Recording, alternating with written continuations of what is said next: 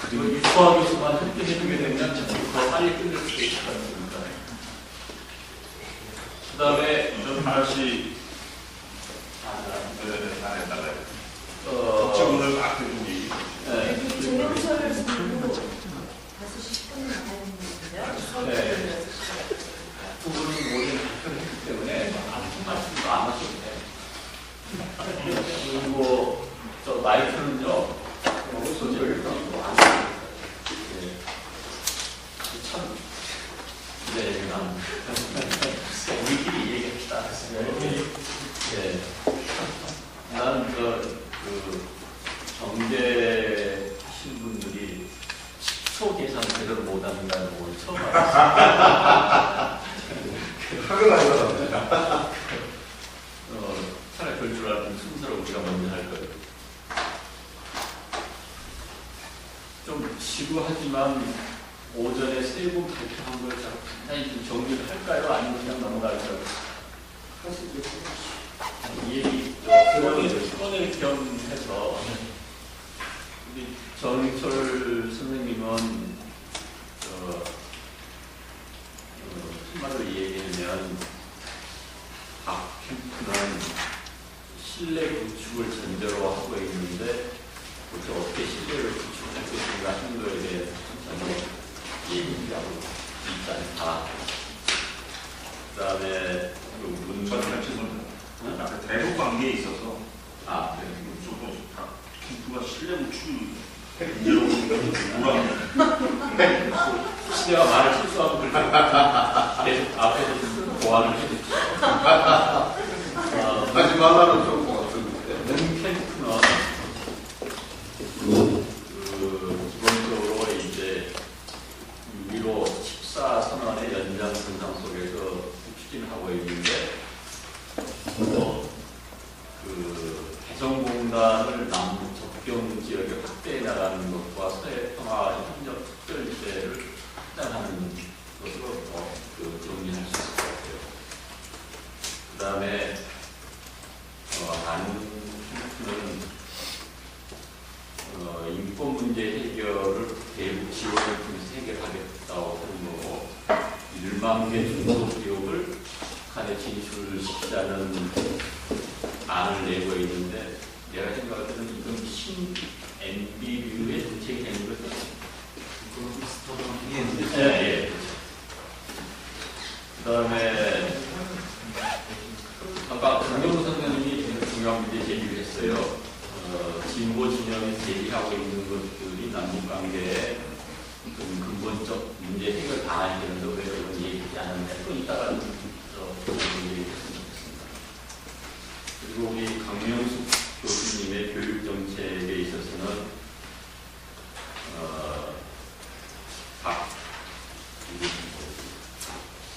박대리 딸. 그래. 박근혜 후보는 교우 문제를 제기한 것은 좀 눈에 띄지만 예를 들면 체계와 배럴링 같은데 내용은 형식적이고 대표적으로 학벌 타파를 주장하는데 학벌 타파는 뭐 아무리 주장하지만 쉬운 문제가 아니라는 데 이제 성립적인 의미가 있는 것 같습니다. 그리고 MB 정책에 대해서 차별화보다는 철저히 외면하는 것으로 회피하고 있다고 얘기했고 상대적으로 문재인 후보는 그런 공약에서 하신 분들과 비교해서 우리 강명숙 교수께서 굉장히 비판적인데 고등교육 분야가 굉장히 미비하고 방향도 불명확하다. 그리고 새로운 정책도 없고 미래 비전을 찾아보기도 어려운 것 같다. 다만 북한도 남침을 중2 때문에 못하는데 중2 문제에 대해서 관심이 가지고 있는 것은 색다르다. 맞죠? 근데 중학 2학년이 신상정 후보는 그게 민결반과 대동소이하고 다 비슷해서 대단히 평가할 수 있겠다. 민결 때문에 평가를 하는 거죠, 그것은.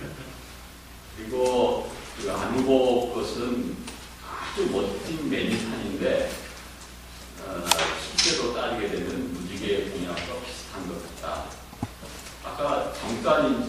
차갑 선생님이 그 학문 정책에 대해서 어떤가 얘기는 충분히 한 것 같습니다. 우리 성호철 교수님의 정치 분야의 그 비교 검토는 한마디로 결론을 얘기하면 바보야, 멍청이야, 경제 문제가 아니고 정치 문제야 이런 거죠. 그런데 그 예컨대 재헌헌법이 가지고 있는 내용이 예를 들면 유럽 공산주의 수준 정도의 진보성을 가지고 있지만 그 이후의 정치가 어떻게 했느냐 하는 것을 비춰본다면 공약이나 정책이 문자적으로 어떻게 표현되어 있느냐 하는 것이 중요한 것이 아니다. 그런 비교에서 쭉 얘기하셨는데 지금 현재 제기되고 있는 범술상의 문제들을 아주 신랄하게 비판하셨어요.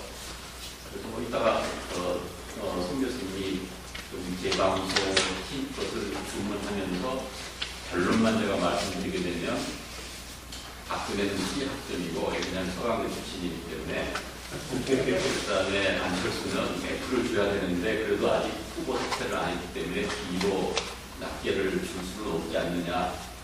상대적으로 이제 문 후보와는 4.12 총선 때부터의 여러 가지 정책이 있었기 때문에 B학점이지만 중요한 것은 이 사람들의 차이가 아니라 공통점에 문제가 있다. 바로 그게 뭐냐면 문제를 구조적 결정과 무결정의 공통점이라는 것이 심한 문제점이다. 일종의 정치 개혁안에 대한 친윤의 카르텔이 형성되어 있다고 지적을 해주셨습니다.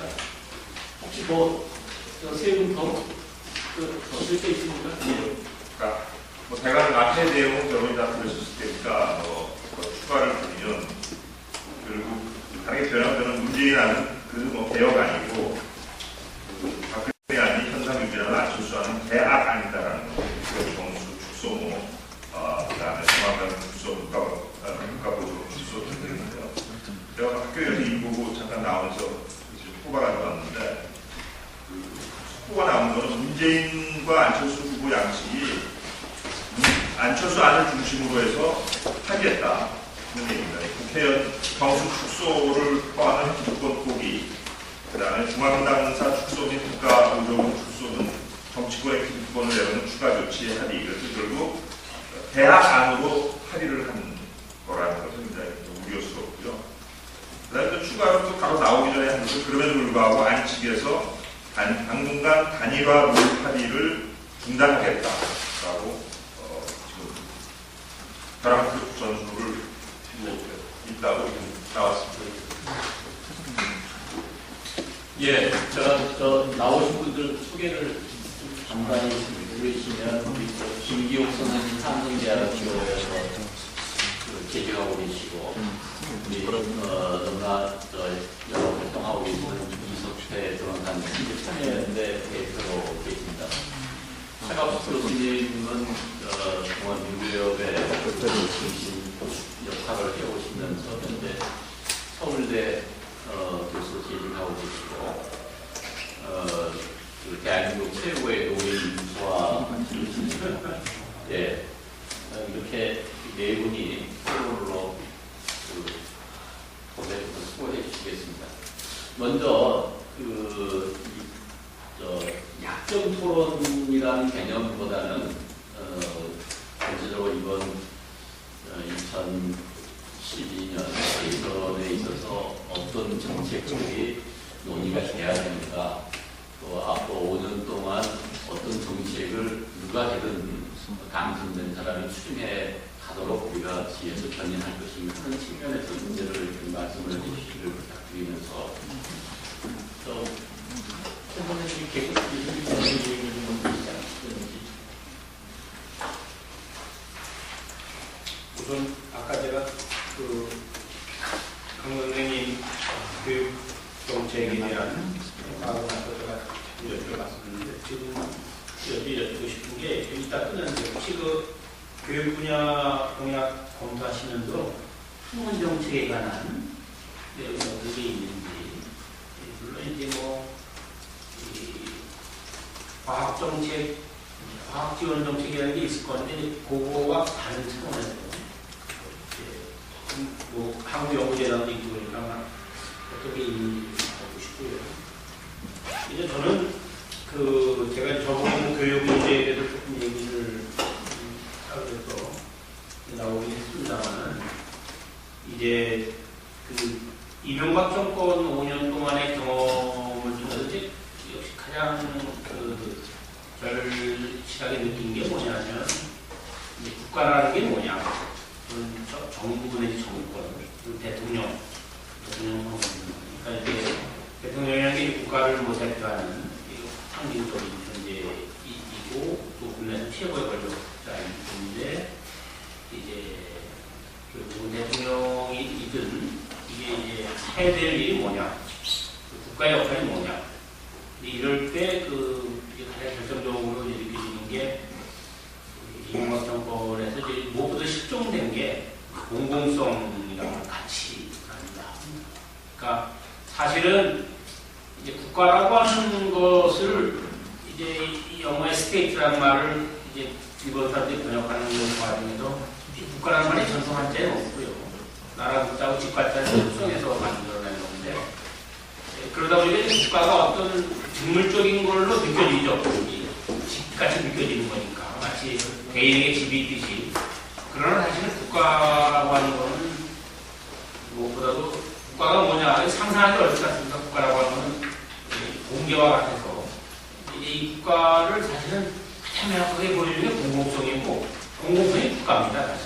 그러니까 이제 어떻게 보면 이명박 대통령은 반국가의 일을 한 겁니다. 5년 동안 대통령 하면서 저는 그렇게 생각합니다. 그리고 이명박을 주위에 있는 사람들은 일종의 반국가 단체가 아니었나 그동안 이런 생각까지 하게 되는데 그래서 결국은 새로운 대통령을 이제 우리가 뽑는 자리인데 그러한 국가의 존재성, 국가의 존재 이유를 다시 세우는 일, 명확하게 세우는 것이 결국은 우리가 해야 되는 것이고 그런 부분들이 이 정책에서도 여러 가지 공약에서도 확인이 되어 있으면 좋겠다 이런 생각을 하는데요. 그런 점에서 볼 때 이제 특히 고등교육과 관련해서는 우리나라가 세상 무대에 없는 이 교육의 공공성이 제일 열악한 상태입니다. 사립대학의 비율이 전 세계적으로 높은 건 말할 나위도 뿐만 아니라 이 국가가 고등교육의 재정 지원해주는 데 있어서도 OECD에서 최하이고 그래서 이제 그런 부분 그리고 이제 지금 사실은 고등교육은 거의 사립대학의 장사를 잘하게끔 하기 위해서 모든 정책이 이제 그런 방향으로 작동이 되는 것 같거든요. 대교육이 사실상 사학재단의 이해관계를 대변하고 있고 그리고 이제 대학 수준도 다 이제 오히려 국립을 줄이고 사립대학을 지금 더 늘리려고 하는 이런 식의 이제 교육 정책이 행해지고 있는데 결국은 그런 의미의 심각성, 고등교육이 그리고 이제 초중등교육하고 연결되어 있고 입시와도 연결되어 있는데 그런 부분에 고등교육의 사유화 내지는 이 공공성 훼손이 갖는 심각한 문제성들이 새 후보에게 그렇게 잘 절감되지 않는다라고 하는 점. 그리고 아까는 얘기했던 심상정 후보 이게 아마 과거의 민주당 거를 거의 그대로 받은 거 아니냐 싶은데 그나마 이것이 좀 나았고 이제 나머지 세 후보의 경우에는 이 고등교육의 이 편성된 것이 얼마나 우리 사회의 정치적인 공공성이라고 하는 측면에 있어서도 심각한 문제를 이야기하는 데에 대한 절감한 인식이 부족되어 있다. 이런 것을 느끼게 됩니다. 그래서 사실은 저는 평소에 그런 생각을 합니다. 시장 경제가 잘 작동하기 위해서라도 이제 비시장적 부분이 받쳐줘야 되고 그 비시장적 부분이 예컨대 무슨 공공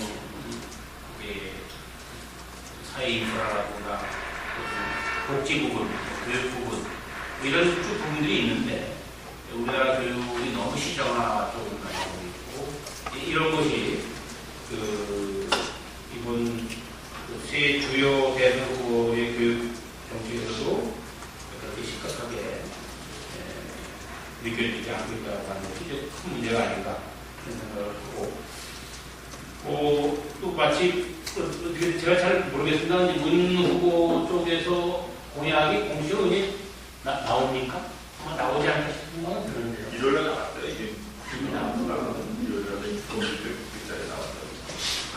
네, 아까 말씀하신 나온 게 있고 그러면은 그 상단체에도 적어도 고등교육에 대한 나름대로의 그 대안적인 정책을 우리 굉장히 민주적이라고 그래서 조금 더 국민 부호라든가 이런데 들어갈 수 있는 부분이 있는지 예. 혹시 교육에 대해서 하신 문제 제기할 거 없으면 그냥 짧게 대답하고 지나가자고 하는데 시간은 2분을 넣지 않습니다. 선생님 말씀해 주셨는데요. 제가 이제 조금 더 국민분께 좀 공약에 대해서 아쉬운 느끼는 거는 저희 민교에 대해서 약간 그렇게 아쉬운데 후보들의 공약에 학문 정책이 많이 있습니다. 제가 알기로는 교육사학 때 이런 데서도 한국연구재단을 중심으로 한 학문 정책에 대해서 반대 성명서 그대로 활동을 했는데 사실 이제 교수사단체 여기에서 그런 거에 관한 문제의식을 공약에 어떻게 반영할 것인가 이런 걸 고민해서 자료도 만들고 토론회도 좀 하고 그랬어야 되는데 그런 부분들이 좀 부족하지 않았나 생각이 들어요.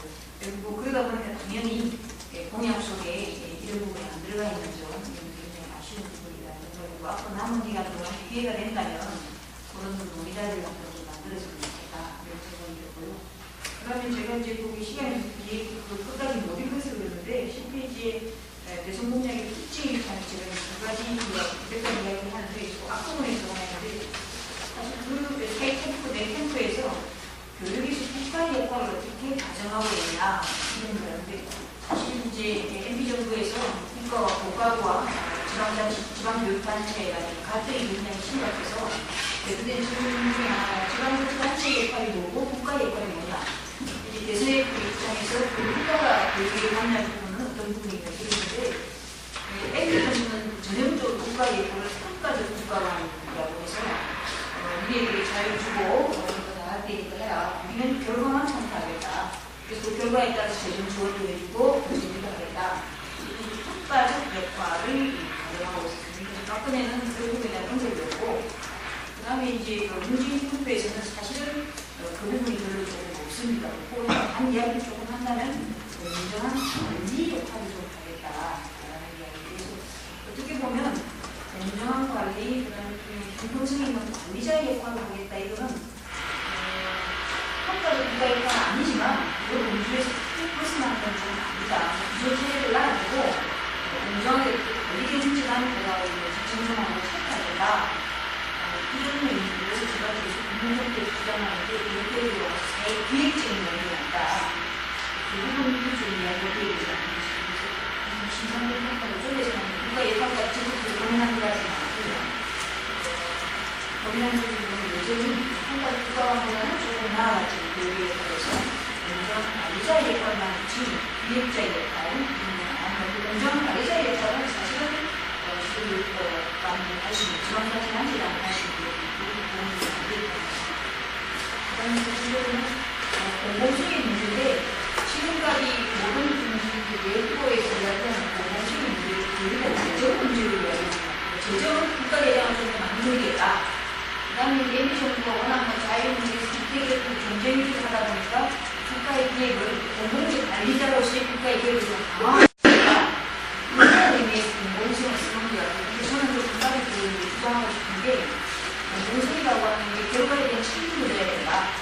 국민에 대한 책임순도가 돼야 되기 때문에 그 책임성을 주장하려면 governance 과정에 이전적인 민주적 절차 과정 이런 게 좀 있어야 돼요. 근데 교육 공약을 보면은 그런 의미의 공공성이 좀 없다. 내가 돈 좀 많이 물질을 합하나 돈 많이 좀 교육을 유지하자 이런 이야기와 그 다음에 이제 자유와 경쟁에 맞는 적절한 공정한 법을 도입을 하자라는 의미의 정책 제안은 있지만 학부된 공간에서 어떻게 책임성, 결과의 책임성을 강조할 수 있는 governance 구조를 만들 것인가 이런 점은 조금 부족하지 않는가 모든 결과 관련해서도 계속 GDP 1%의 예산 확보 이렇게 이야기했는데 그 예산을 가지고 어떤 방식으로 쓸 거냐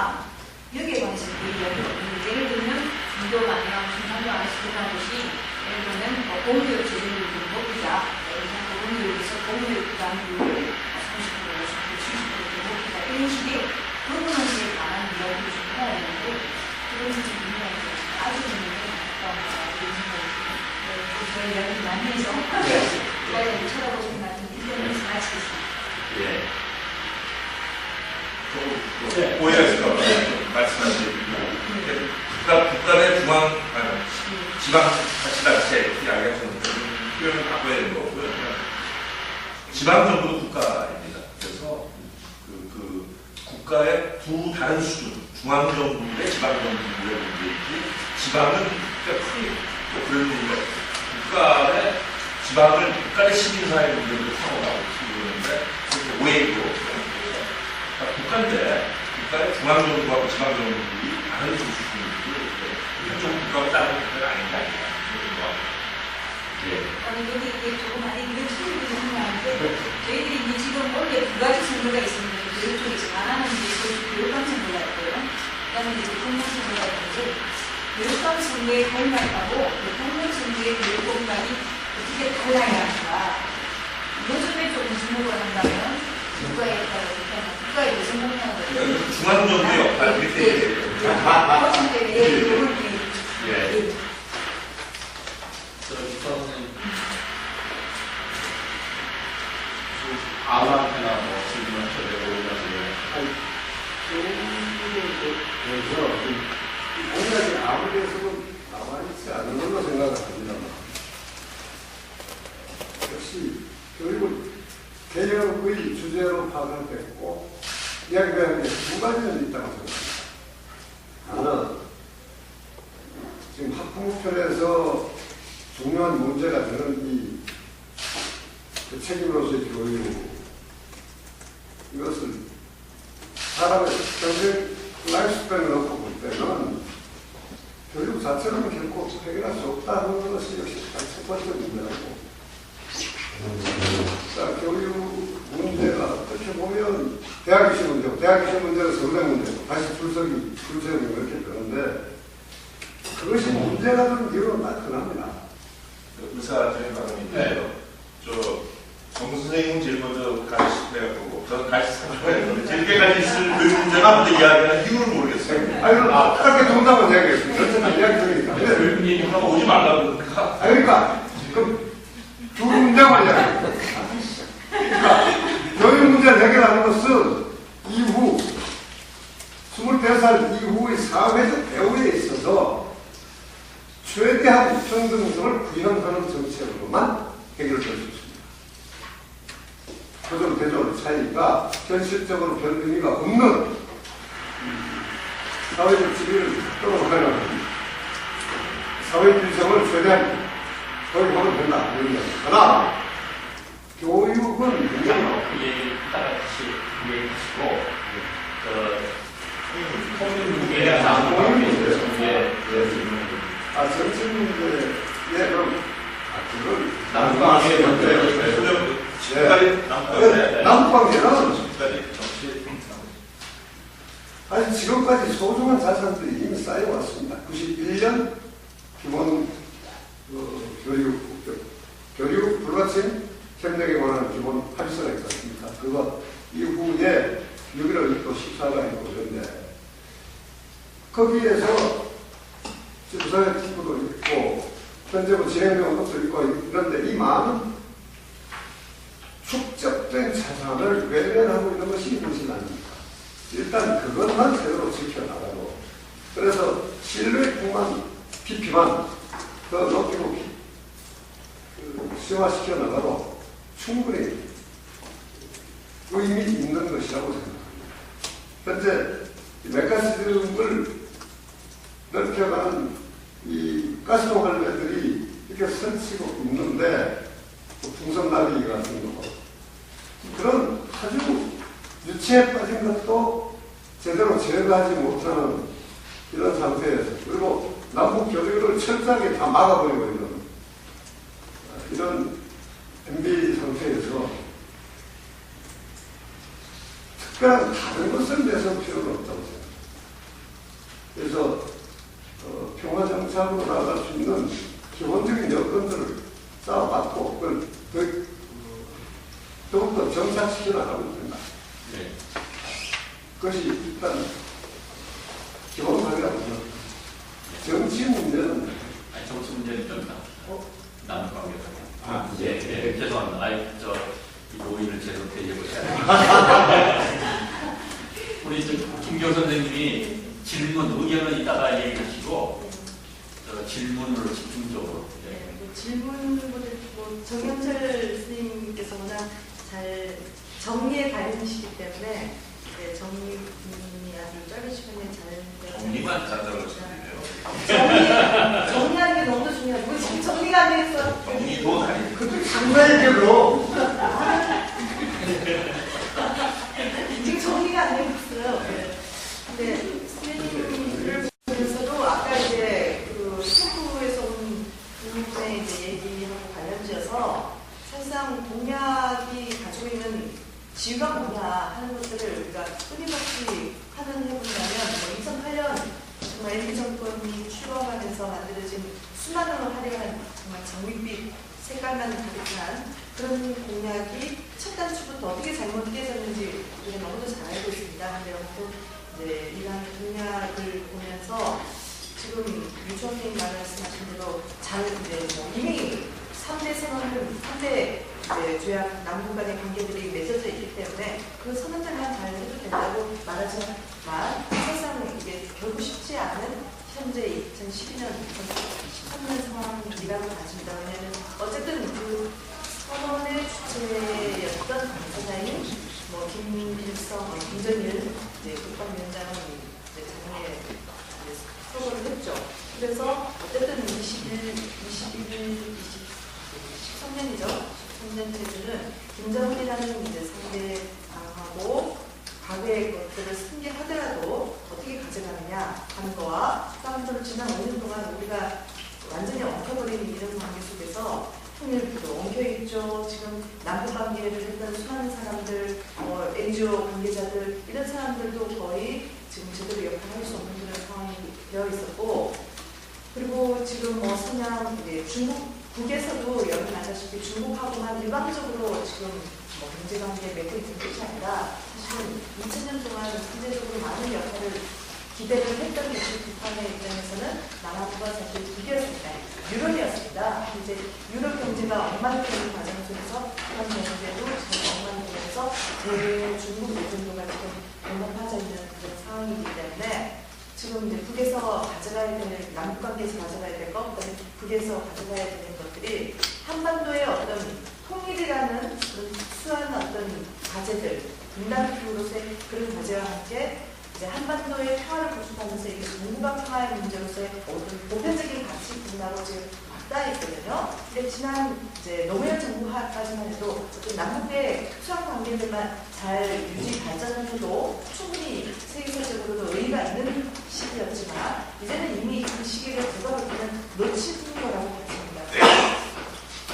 네, 지금 남북관계를 가져가는데 이제 문재인의 주요한 안은 경제 남북한 경제 협력 구조다. 뭐 이것이 남한의 지금 이제 경제 부분도 살리는 길고 북한의 경제도 살리는 상생의 방안으로 내놓고 있지만 이 부분도 제가 볼 때는 그렇게 단순하지 않은 것 같습니다. 왜냐하면 여기에는 지금 우리가 표현해야 될 게 지금 5년 동안 완전히 사람 국민들의 심정 속에 깊이 박혀 있는 허주기 문제를 전혀 해결하지 않고 있기 때문에 아마 이제 문재인이 그 안을 냈을 때는 제2의 허주기라는 그런 오해를 갖게 되는 가능성. 그래서 국민들한테 설득력을 잃어버리고 있는 거거든요. 그래서 이 지금 세계 캠프에서 나오는 그런 안들은 전반적으로 경제 중심, 구조 중심으로 가고 있어서 국민들의 어떤 지금 5년 동안의 어떤 정말 과거 10년 동안 소고기에 과연 오늘날 이 5년 이거밖에 안 되느냐라는 그런 상황 속에서 이거를 푸는 문제가 신뢰라는 개념을 갖고 있는데요. 신뢰가 뭐 정영철 교수도 그런 얘기를 지적하고 있지만 그저 돈만 내는다고 뭐 개성공단만 얘기한다고 되는 거 아니라는 걸 지금 몇 년 동안 보고 있는 거잖아요. 그래서 신뢰 구축을 해나가는 그런 방식에 있어서의 특수성과 보편성을 어떻게 이 캠프들이 정말 실천해 나갈 수 있는가 하는 것이 제가 볼 때는 가장 커다란 퀘스천 마크라고 생각됩니다. 그 다음에 지금 세계 캠프에서 나온 것들을 보면 정말 남북 간의 그런 긴장감, 저는 사실 이런 것들이 있다 할지라도 이것에 대한 분당으로서의 어떤 긴장감, 저는 그게 솔직히 안 느껴졌어요. 그러니까 이런 과거에 50여 년 동안 해서 지금 이제 내년이 되면 정전 결정 60년이 되는 텐데요. 그 전쟁 체제가 이제 완전히 굳어진 상황 속에서 국민들 속에 깊숙이 들어가 있는 우리는 아무리 반짝하는 그런 햇빛이 있더라도 결국은 이 깊은 불신의 늪을 빠져나갈 수 없는 그런 상황들을 지난 5년 동안 아주 심각하게 내다봤던 거 아닌가요? 그런 상황 속에서 이 신뢰를 구축한다는 것들에 대해서 이 새 캠프에서의 과연 그것을 풀 수 있는 비전이 있는 것이냐, 그냥 지난 시기에 몇 개의 선언을 잘 이행하는 것이냐 하는 저는 그 의구심을 가지고 있습니다. 그래서 이제 하나는 경제 또는 구조적인 측면보다는 사실 지난 10년 동안 그런 강조도 있었지만 사람 중심의 통일에 대한 그런 문제의식들이 있어야 되는데 각자들의 캠프에서 나오고 끝에야 뭐 인도주의적인 어떤 이산가족 그거 하는 얘기밖에 별로 없거든요, 사실. 그래서 이 부분에 대해서 이 캠프들에서 어느 정도 사람의 통일을 가져갈 수가 있는 것인가 하는 거. 그 다음에 사람의 통일을 얘기할 때 우리가 뭐 서울 중심의 전문가 중심의 정치가 중심의 통일이 아니라 계층 뭐 젠더를 막론하고 또 뭐 지방 서울을 막론하고 이제 사람들의 어떤 움직여져야 이제 통일로 가는 길로 갈 수 있는데 과연 어느 정도 이 사람들 대국민 견인할 수 있는 어떤 프로그램들 어떤 정책적인 의지들이 있는 것인가 하는 생각이 드는데요. 하나 이제 이 자리에서 별로 관심 없으실 것 같긴 하지만 2000년도에 이제 유엔에서 이제 상임이사 안보리에서 유엔 안보리에서 136 결정하는 내세가 있습니다. 여기에서는 진짜 분쟁국에서의 여성이나 어린이들의 어떤 폭력 상황들 이런 것들을 이제 들여다보면서 뭐 유고 전쟁이나 수많은 보스니아 내전 등등을 보면서도 현대사에서 우리가 봤던 거잖아요. 우리 과거에 뭐 위안부 문제만이 있었던 게 아니기 때문에 그리고 우리도 앞으로도 또 알 수 있는 상황이 되는 것이고요. 또 지금도 남북 경협 과정에서도 나올 수밖에 없는 그런 섹슈얼 허러스먼트 이런 부분에서도 보면 정말 젠더적 마인드가 전혀 없어요. 지금 캠프 제가 좋아하는 거 하나하나를 뭐 보기 싫었지만 볼 수밖에 없었는데 그런 정말 완전히 섹스 브라이드 되어 있는 그런 상황들을 이번 조약 공약들에서 전반적으로 볼 수밖에 없었습니다. 그래서 이런 부분들에 대해서 우리가 좀 예의주시를 할 때 좀 통일이건 우리 한반도의 새로운 미래 사회에 대한 어떤 구성을 가져갈 수 있다는 이제 생각을 하면서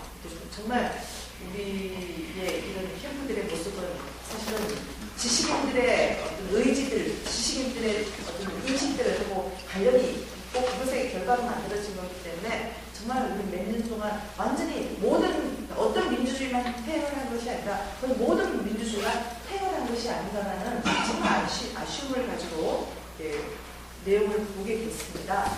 그 다음에 또 하나는 중국 북한테 우리가 이제 여러 가지 저기 질문을 10분에 나가셔야 답을 드려야 되거든요. 지금 1분만 쓰겠습니다. 지금 이제 세계 캠프가 지금 다 같이 가고 있는 중에 또 하나가 NLL 문제예요. 근데 NLL 문제는 이제 조민철 선생님도 계속해서 주장하는 이거는 사실상에 어디에도 없는 선이다라는 주장을 하고 있습니다. 왜 문재인 캠프에서 그래도 제일 통일 문제에 대해서 남북 문제에 대해서 뭐 많은 주장을 하고 있고 내용을 담고 많은데 왜 이거 하나 돌파를 못하느냐 하는 것들에 대해서 정말 우리의 뭐 진보적인 입장에서나 미래 정말 한반도의 평화 이제 체제를 만드는 입장에서 보면 이건 유감이 아닐 수 없거든요. 이거에 대해서는 우리가 뭐 과감 없이 이제 선포를 해야 마땅하다고 생각합니다. 그 다음에 또 이제 마지막 하나는 이 각 캠프를 보면 북한이 개혁 개방을 하고 싶어도 그 정당성을 제대로 주는 어떤 조치들이 별로 눈에 보이지 않는다. 지난 정부의 것들을 그대로 가져오면 되는 것이 아닌 상황이거든요. 그래서 제가 볼 때는 조금 더 적극적으로 이 개혁 개방을 할 수 있는 어떤 명분을 주면서 같이 어떤 동바의 어떤 평화 중심적인 어떤 논의로 가져가는 거 이제 이런 어떤 부분들을 하면서 내는 것 같습니다. 그리고 지금 조현 선생님이 가진 여성 문제에 대한 얘기를 하고 있거든요. 그건 조현 선생님 얘기고 내 얘기는 아닙니다. 저기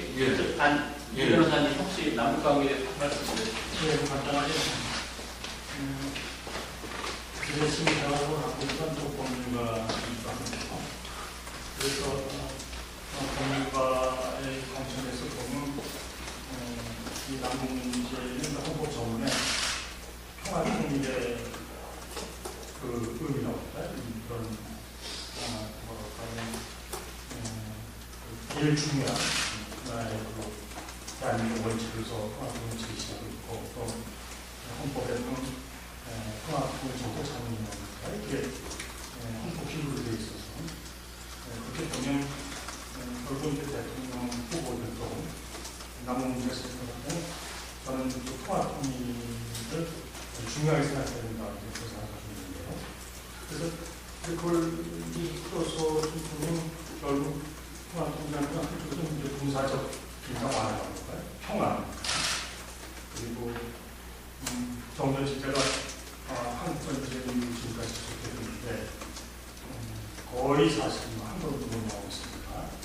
그래서 그거를 매번 대통령이 있을 때마다 후보들은 그 문제에 대해서 원칙을 확인하고 또 그걸 어떻게 변화시키는 그런 구체적인 정책 제시를 하느냐가 저로서 계획하는 거라고 생각하는데 그런 게 요즘 기수들과 얼마나 되는지는 좀 의문이 좀 있고 그 다음에 하나는 벌써 평화 통일과 관련해서 교류가 굉장히 중요하거든요. 그 교류라는 건 경제적 교류, 정치적 교류고 그 교류 없이 평화 통일이라는 건 무건 공연이죠. 끊임없이 교류를 통해서 서로 알아가면서 모순점도 고치고 이러면서 결국 합쳐지는 거기 때문에 적어도 역시 대선 후보 같은 그 교류를 저도 지난 때보다는 앞으로 어떻게 하면 더 잘하겠다는 그런 목표가 개선될 방안이 있어야 될 것 같은데 말씀하신 지금 현재 있는 정부는 대체로 교류를 크게 못해서도 봐야 되겠죠. 그건 교류하는 그 정부나 민간과 마찬가지인데 어느 정도인지 그래서 이 교류 문제에 관해서 이거를 이게 어느 정도 10년 동안 배우다가 크게 부족했으니까 그러니까 이론적으로 보면 바로 이론부터 이전에 10년 동안 해온 교류보다 더 나은 교류를 해야 그래야 그것이 발전적인 정신을 보여주는데 그런 게 좀 얼마나 있을지 좀 있고요. 그리고 또 하나는 이제 그래서 그렇게 보면 뭐 박근혜 후보는 저희들이 보는 이렇게 핵심적인 어떤 남북관계 정책이라는 게 좀 부족한 게 여기까지는 아니고 또 오이철 씨가 KD 이런 게 있는지 모르겠네요. 그리고 여기 이제 잘 지적하셨지만 과거에 남북 정상들이 이 남북에서 중요한 그런 조약적 성격의 어떤 선언 그런 것들이 잘 계승되어진다는 그런 것이 설명되어 있고 또 그것이 정책화가 되는데 특히 박근혜 후보 쪽에 그게 좀 중요하고 그다음에 북한 인권 문제를 어떻게 봐야 되느냐가 중요한 것인데 저는 어떻게 법으로는 적당치 않은 것 같아요. 우선 그 법이라는 건 굉장히 정체성을 가지고 있기 때문에 북한의 여러 가지 문제에 대해서 관심을 가지고 또 북한 민주주의의 인권에 대해서도 좋지만 그거는 법이 아닌 남북 문제와 특수성이라든가 여러 가지 문제를 당했을 때 유연하게 할 수 있는 그런 의미에서 그 인권적 접근이 필요하지 않나 생각해서 역시 이것도 박근혜 후보 쪽에 있는 좀 기획하는 거라고 생각되고 그냥 시간 많이 때문에 포괄적으로 제기된 사안들에 대해서 이렇게 하나씩 다 말씀드리니까 간단하게 통과해서 말씀드리겠습니다. 사실 이렇게 북한 문제, 통일 문제는 대선에서 큰 논수가 안 되었습니다. 역사적으로 대선, 특히 이제 90년대 말부터의 대선을 보면 그 두 가지 흥미로운 일이 있는데요. 북한 문제 자체가 대선의 주요 이슈로 부합돼서 아주 표시하는 이런 걸로 잘 되지 않았다라고 하는 결과가 나오고 있고요. 또 하나 최근에 아주 재밌는 그 연구 결과가 발표했는데 대선 정국이나 이런 그 정국에서 북풍을 시도했던 세력들은 예의 없이 다 패배했다고 그런 결과가 나오고 있습니다. 그러니까 어떻게 보면 북한 문제를 잘못 건드리면 지게 된다는 거죠. 그러니까 지금 잘못 건드리는 거가 한국만 하는 것이 오히려 더 유리할 수 있는 이런 상황입니다. 두 번째는 김경수님께서 젠더 말씀하셨는데 세 후보 모두 다 젠더 관점이 있는지는 뭐 제가 캠프에 안 들어가고 있으니까 모르겠고요. 구체적으로 나오는 정책에서는 뭐 그런 관점들은 없는 것 같습니다. 그리고 또 하나는 새 후보 진영에서 이 통일 외교 이쪽 정책을 맡고 있는 분들이 다 남성분들입니다. 그래서 제가 아는 다 남성분들이어가지고 이분들 제도 관점이 있는지는 모르겠어요. 술 먹으시는 분들이고요. 아마 그런 것들도 굉장히 있는데, 그래서 새 후보의 이 통일 외교 정책이 발표됐을 때 여러 가지 여성단체들에서 전도 관점에 불과하다고 하는 것에 대해서 막 비판들을 하고 있는 것으로 알고 있습니다. 근데 그것과 더불어서 사실 통일 문제나 북한 문제 같은 경우는 그 이슈 자체로 보면 이게 남북한을 아우르는 이슈인데 사실은 휴전선에서 한 100km만 떨어지면 다들 관심이 없습니다. 그래서 그 젠더 관점뿐만 아니라 지방 관점도 사실 별로 없습니다. 지방에서 거의 뭐 관심이 없는 것만 아니겠죠. 그런 측면에서 그런 문제의 특성상 굉장히 중앙 집중적인 그런 성격을 띠고 있고, 그래서 이명박 정부 들어오니까 아무리 그 지방자치단체나 이런 곳에서 남북한 교류를 하려고 하더라도 중앙정부가 딱 막으면 끝입니다. 모든 것들이 다 중앙으로 집중된 대표적인 분야 중에 하나가 통일 분야라고 얘기할 수 있습니다. 또 하나 NLL 문제 같은 경우는 뭐 여러 후보들이 이야기를 하고 있는데요.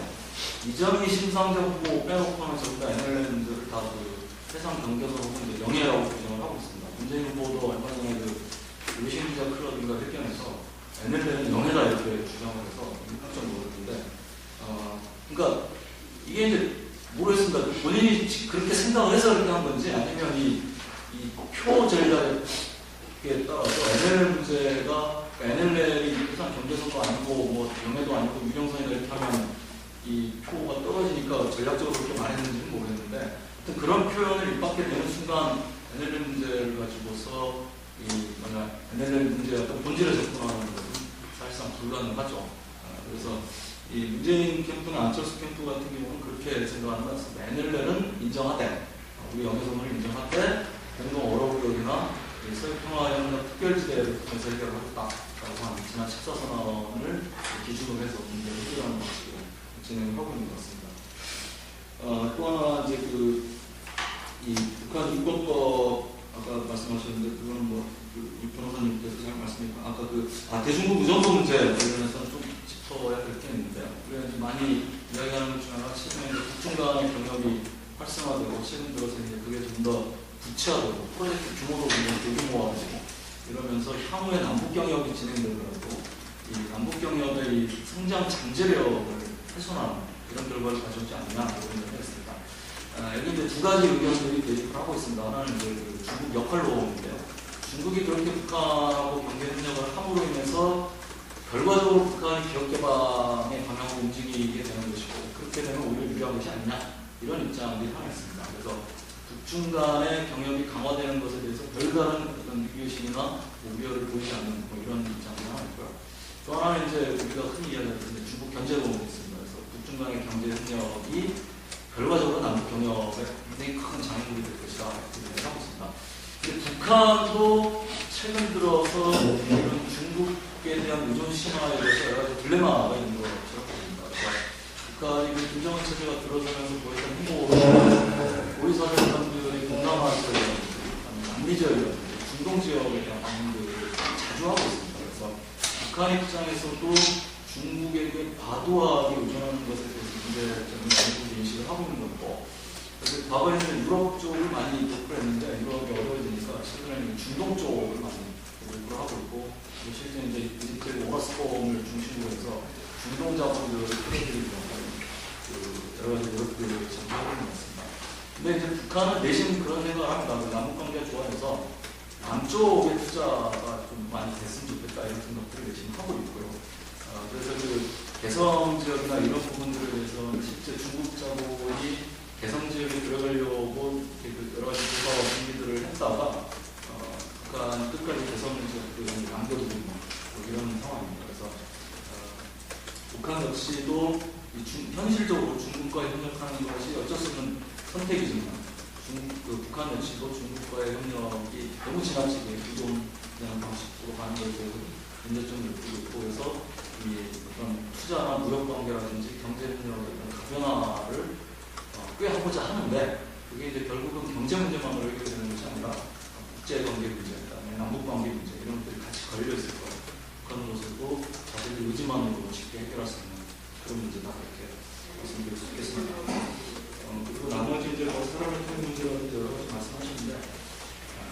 그거는 이제 사람의 통일이 되시겠지만은 지금 당장 아까 신뢰 문제랑 같이 겹치시면 어느 캠프든지 그 공약 이후에 남북 관계를 정말 제대로 추진하겠다라고 하는 의지가 가장 중요하다고 보고 의지를 보여주려면 지금 당장 현재 문제가 되고 있는 것부터 해결하는 자세를 보여줘야 됩니다. 그랬을 때 이제 오사 조치 해제 문제라든지 그다음에 분담관 방법 문제라든지 개성 공감 문제가 있는데 이 박근혜 후보 측은 끝까지 이 부분들에 대해서 이야기를 안 하고 있습니다. 오사 조치 관련해서도 향후 국민 여론을 보고 결정할 수 있고요. 문재인 후보는 아주 명확하게 오사 조치 즉각 해제 이렇게 얘기하고 있습니다.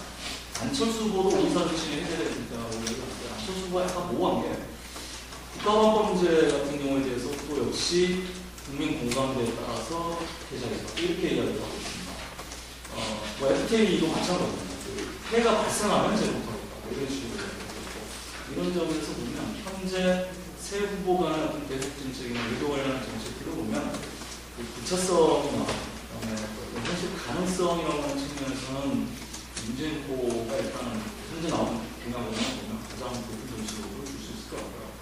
안철수 후보는 점수를 주기보다는 굉장히 애매모호한 전략들을 사용하고 있거든요. 테크닉하고 그다는 게 저속지가 않은 측면이고요.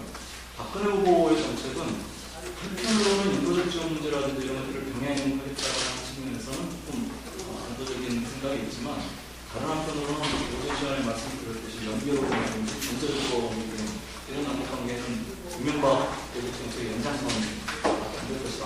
라고 하는 측면에서 공격해야 된다. 이렇게 평가할 수 있습니다. 네, 마지막으로 중국의 중국 이렇게 이루어지고 미국의 오바마 대통령되고 김정은 체제 형성되고 남쪽에 예를 들면 세계적으로 박근혜가 아닌 문의가 아닌 있을 경우는 아마 그 근래 들어서는 동물적인 센터로 갈 수 있는 처음 기회 아니겠어요? 처음. 네. 우리가 예를 들면 BJ나 이런 저기 그 노무현 들어서 있는 것이 같은 거에 어긋나는데 그런 점에 대해서 이 한마디만 조금 코멘트를 해주십시오. 좋은 기회죠. 소리 다 있으니까. 결국은 오바마 됐다고 해서 저절로 국민관계가 좋아지는 건 아니고요. 특히 이제 2000년대 이후 들어서 이 남북관계 문제에 있어서는 남한의 역할이 굉장히 중요해졌습니다. 남한의 역할에 따라서 남북관계가 어떻게 만들어지는가에 따라서 그 중국이나 일본이나 미국을 끌어들이는 이 영향력들이 굉장히 상대적으로 강해졌습니다. 그래서 아마 이제 문재인 후보의 그 공약 정책을 보면 한국의 특별한 이상이라고 하는 걸 굉장히 강조를 하고 있는데 아마 그런 점들을 염두에 두고 있는 것이에요. 그런 것들을 우리가 일단 우리한 조건이 있는 것만 필요한데 결국 이제 우리가 어떻게 남북관계를 만들어서 특별한 이상의 가치를 얼마나 더 활용하느냐 이게 굉장히 중요하다. 예, 고맙습니다. 이제 한개 고개를 놓게 되는 스포츠를 고개가 있어서 그래. 다음. 저는 아무튼 그 설명을 아주 명쾌하게 잘해주셔서 고맙답니다. 그렇지? 수고했습니다. 팬입니다. 예, 고맙습니다. 김경석 선생님이 이제 정영선 선생님 목시까지 해야 돼. 그 선생님 목시까지 시간이라고. 네. 예. 이 선생님이 30까지 시간이 있다고 한다. 아직 질문만, 목명을 있다가 얘기해주세요.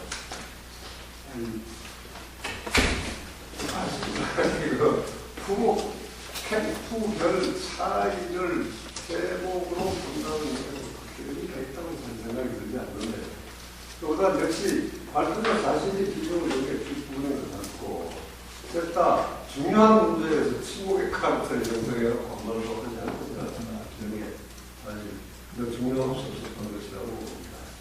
역시 김대중 정권의 5년간 업적 중에 가능성은 딱 두 가지라고 봅니다. 물론 비중은 다르지만 하나는 남북 핵가 그게 한 것이고 그리고 하나는 아주 작지만 총선에서 역시역선도 그렇지만 그 비례대표의 정당명 투표를 돌입한 것이라고 생각합니다. 이것을 총선에서 전면화한 것 것이 도로철 주자로 계속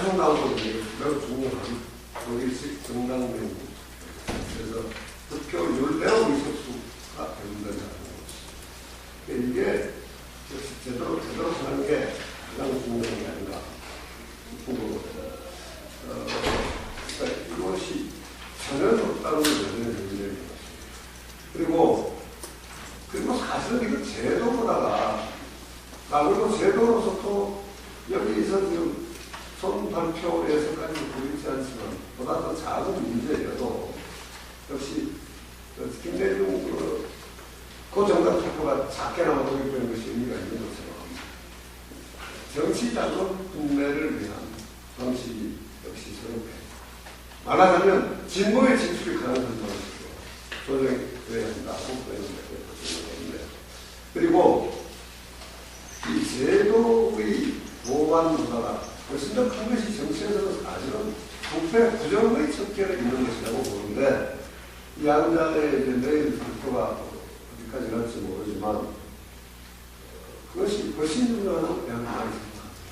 그러니까 그것이 경제에 미치는 효과와 마찬가지이고 이 부패분 검은 돈의 유통이라는 게 적어지면 아무리 지금 외국으로 나가는 몫이 크고 하지만 역시 한국 경제가 건강성을 회복하는 그 정도가 매우 크다고 생각합니다. 그건 또 다시 말하면 정치와의 검은 끈을 끊어내야 한다는 이야기입니다. 그것을 보다 솔직하게 정확하게 용기 있게 드러내는 쪽이 앞으로 또 시간이 있는 것입니다. 그것이 보다 좀 더 외국을 안성하지 않을까 그런 정도의 생각입니다. 다음 얘기 있다. 이석태 변호사님 정치 문제에 대해서 예. 제가 본 문의안인데 여기서 잠깐 언급하신 검찰 개혁 부분에서 말씀을 드리자면 최근 저희 사회에서 일반 국민들의 관점에서 어떤 부분이 개혁되느냐 여러 가지 이슈들이 있는데 검찰 개혁이 굉장히 중요한 이슈가 그래서 사실 대선 국면에서 굉장히 국가적으로 의견이 많은데 이게 거의 그런 거 중에서 상위 순위에 있는 건 검찰적 문제가 있구나 하는 생각이 듭니다. 그래서 그렇게 보면 역사적으로 최근 과거사 문제가 많이 논의되지만 과거사에서 중요한 인권 침해 요소에서 검찰이 문제가 많았죠.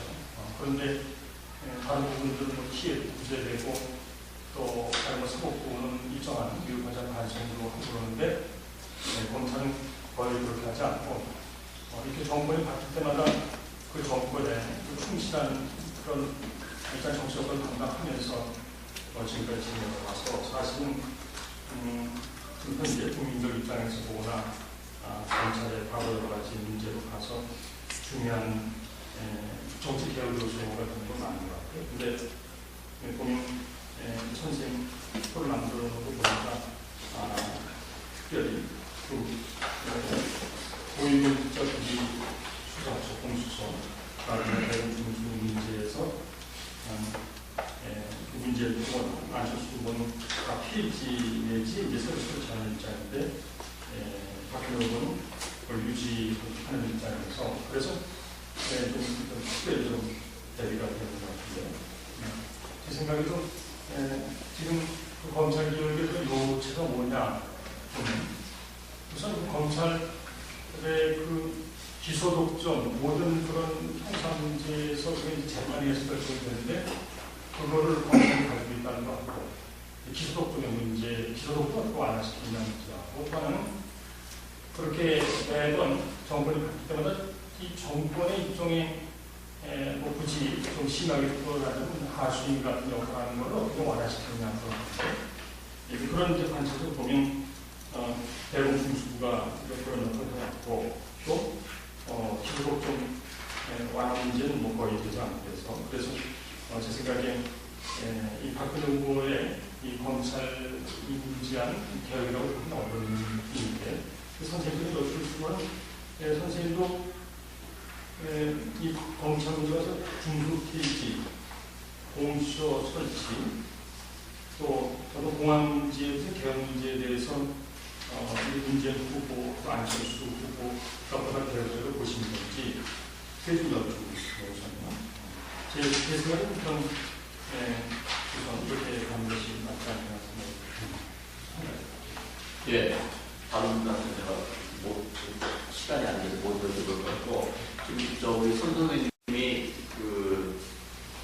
정당명제 비례대표하고 아까 지금 상당히 보도 나오고 있는 두 진영 간에 진짜 합의 이 부분에 들어서 실 말씀 있고 제안까지 하는 말씀 주시죠. 네, 우선 간단한 것부터 이 변호사님 말씀 주신 거는 그냥 간단히 사실은 뭐 검찰 문제에 대해서 깊이 전문가가 아니라 생각해보지 않았지만 기본적으로 검찰이 너무나 불신받고 있기 때문에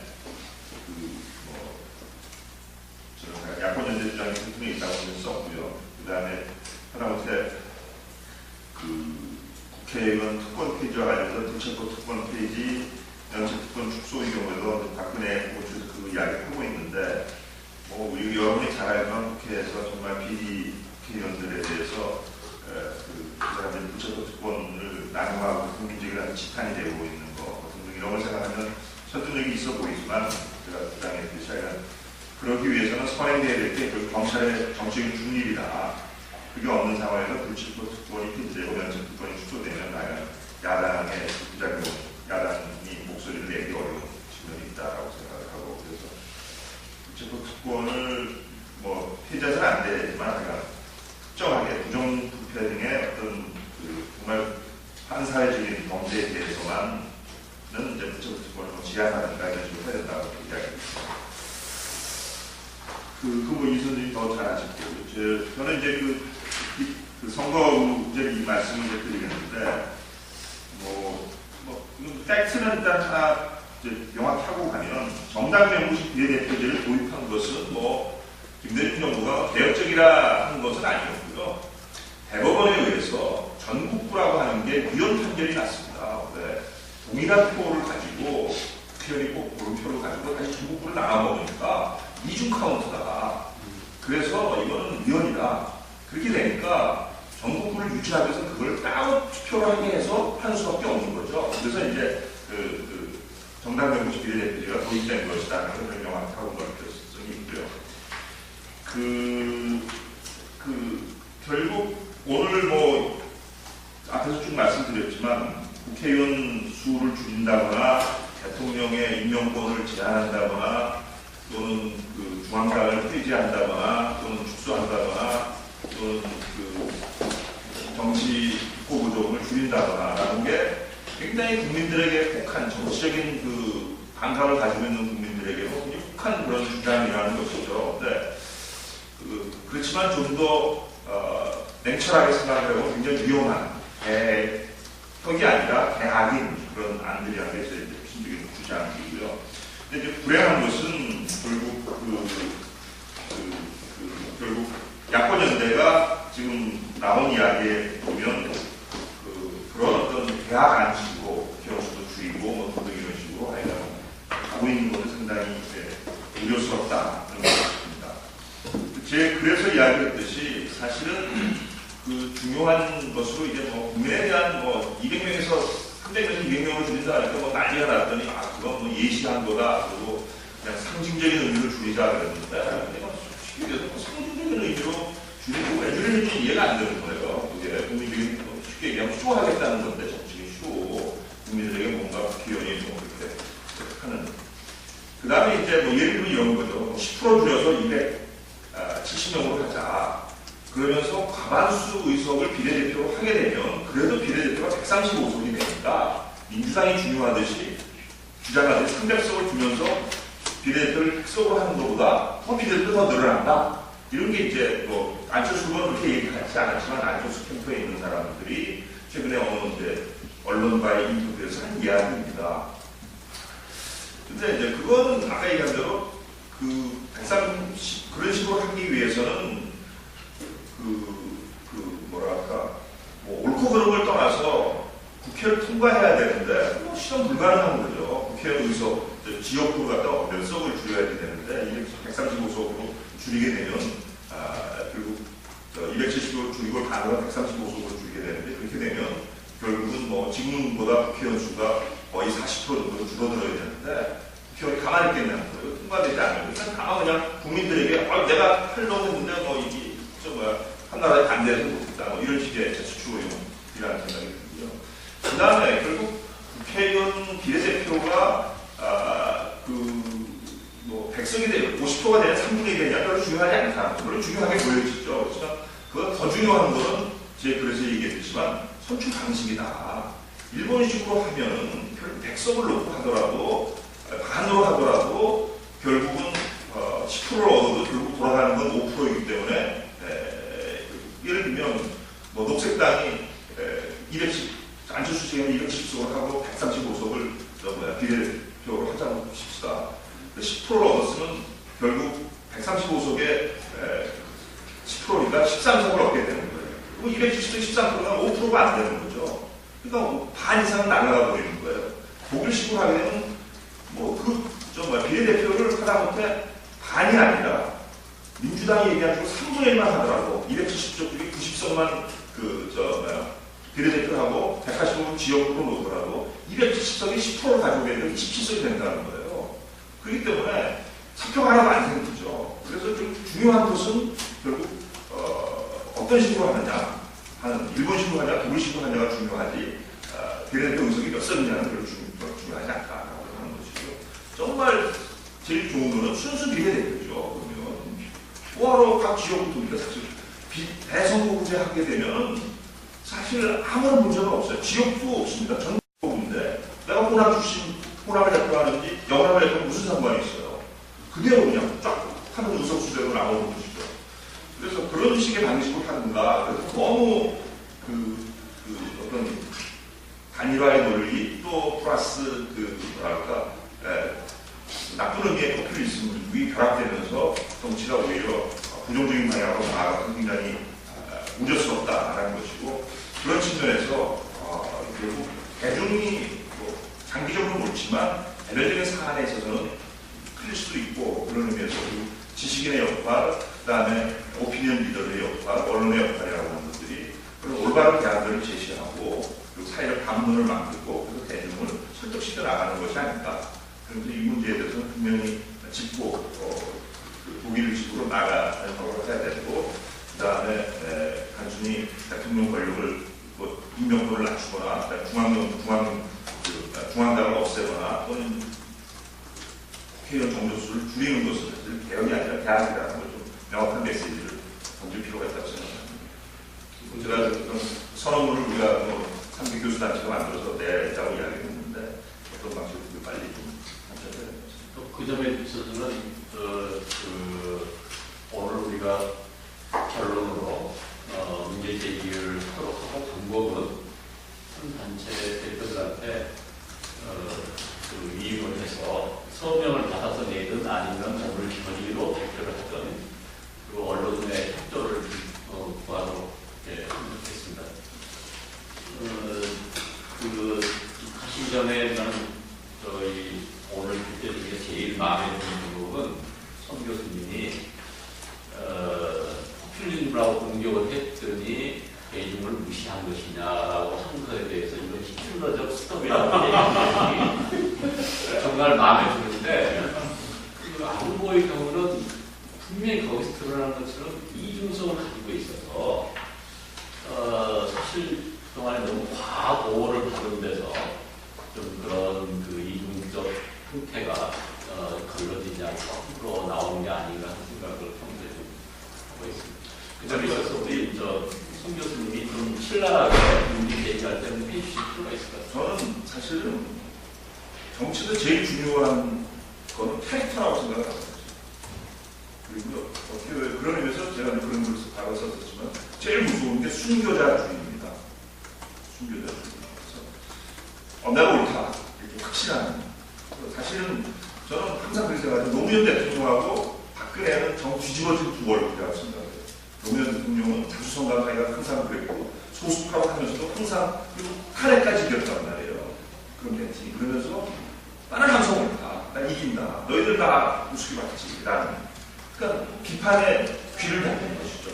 비판에 귀를 닫는 그런 태도로 가졌다면 박근혜는 정반대로 주류의 순교자주의, 바로 대한민국을 지켜야 되는 그런 것으로 반주류의 또는 비주류의 순교자주의자가 노무현이었다면 주류의 순교자주의는 박근혜였습니다. 저는 놀라운 게 누가 책을 써서 제목이 뭐였냐면 진리를 등대 삼아 고난을 친구 삼아 뭐 이런 식으로 저 김근태가 썼는 줄 알았어요. 박근혜가 썼어요.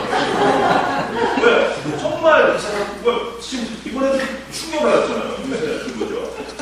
인혁당 문제 이런 문제가 마지막 경수장학생이 만드니까 마지막 한마디가 진리는 결국 승리합니다. 이거 무슨 소리야? 누가? 근데 그렇게 믿는 거죠. 두 부모를 총으로 이렇고 자기들 피어까지 나가고 확신범 이런 거죠.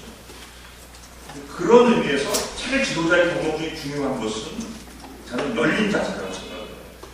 열려야 된다라고 생각하고 그런 의미에서 저는 안 후보에서 굉장히 두려운 부분들은 개별적인 사안은 틀릴 수 있다고 생각해요. 그러니까 뭐 정치를 해본 적도 없는데 그런 비판이 나오면 열어야 된다. 왜 그런 말이 나오는가? 정말 수많은 정치를 고민했던 수많은 학자들이 그 사람 이야기할 때는 들어야 되고 왜 그런 말이 나왔을까? 들어야 되는데 딱 저는 그러니까 뭐 청춘 콘서트에서 굉장히 소통의 리더로 알려져 있는데 저는 그 양반은 소통의 리더가 아니라 메시아주의 아니면 목사라고 생각을 해요. 자기 말 딱 듣고 그냥 강의하는 게 교수죠 그냥. 그 양반 교수였다는 이해가 되더라고요. 더군다나 똑똑했던 그런 자기가 오락가 성공했고 서울 의대 나오고 벤처에 성공했고 그러니까 그 정치라고 자기가 제일 잘하는 분야이 없다는 거죠. 남의 이야기 듣지 않는 그런 부분이 가장 위험한 거라고 생각하고요. 그래서 사실은 정치개혁의 개별적인 사안에서보다는 그 과정에서 보여준 그 태도. 그래서 틀렸는데 뭐 이거 다 기득권의 반발이고 대중은 어리석단 말이냐. 그러니까 초장직 그다음에 수많은 그 양반이 뭐가 고시고 하고 있을 때 다 감옥 가고 그랬던 사람이고 지금도 별 번이 없는 사람이 무슨 기득권, 정치 학자들이 무슨 기득권을 가지고 그 주장을 하겠냐는 거예요. 그다음에 그 대중 우리가 이제 그 새로운 정치를 위한 대중의 요구를 그 어리석음이라고 얘기했나요? 그게 아니라 개별적인 사안에 있어서 틀렸다는 것인데 그런 이야기를 너 대중 어리석다고 그러는 거다. 대중 어리석냐? 없으니까 이런 정말 시틀러져. 그런 거에서 정말 개별적인 정치 개혁의 사안도 중요하지만 어떤 리더십을 어떻게 형성해 나가고 사회가 만들어주느냐 안으로 가지고 있는 어떤 좋은 자질들이 있는데 그런 부분들을 해야 되는 것이고 또 어떻게 보면 또 중요한 게 사실은 안 후보 근처에 가 있는 교수나 그런 사람들이 그렇게 무식한 사람들이 아니거든요. 근데 어떻게 그런 안이 나온다는 거예요. 그 디시전 메이킹 프로세스를 보게 되면 이 사람이 대통령이 됐을 때 얼마나 잘못된 정책들을 만들겠느냐는 게 솔직한 거예요. 저는 그거라고 생각하는 핵심은 오히려 이번 사건의 에피소드가 아니라 어떻게 우리가 흔히 얘기하는 그룹 띵킹 얼마나 똑똑한 사람들이 모여서 멍청한 결론들을 내느냐는 거죠. 그건 둘 중에 하나. 이 양반 말을 듣지 않거나 아니면 들어가 있는 교수가 등등들이 알면서도 우리가 결국 기존 정책을 깨고 나가야 되니까 뭔가 체결하기 위해서는 곡하가색하고 있거나 그런 것이죠. 그래서 정말 그것이 그런 어떤 리더십의 어떤 운영, 그 다음에 리더십이나 정치 결정, 내부의 정치 결정 과정 이런 것들을 돌아다보는 그런 자성의 기회가 돼야 된다고 생각을 하고 그렇다면 이건 굉장히 중요한 전화위복이 되겠죠. 정치 초년생인 만큼 개별적인 하나가 틀 수 있는 거죠. 내가 생각하면 이거 다른 측면들이 있는 거 없다 등등 하는 것인데 그게 아니라 아까 얘기한 무조건 그냥 정치가 다 국민에게 보통 혈액강 모습을 보여주는 그런 식의 단순한 모습으로 해서는 안 된다 생각합니다. 네, 고맙습니다. 기왕 지금까지 똑같이 계시지 뭘. 18분밖에 안 남았어요. 이 완전히 이제 한국 빠진 찐빵처럼 우리가. 네. 네, 제가 이렇게 이제 설문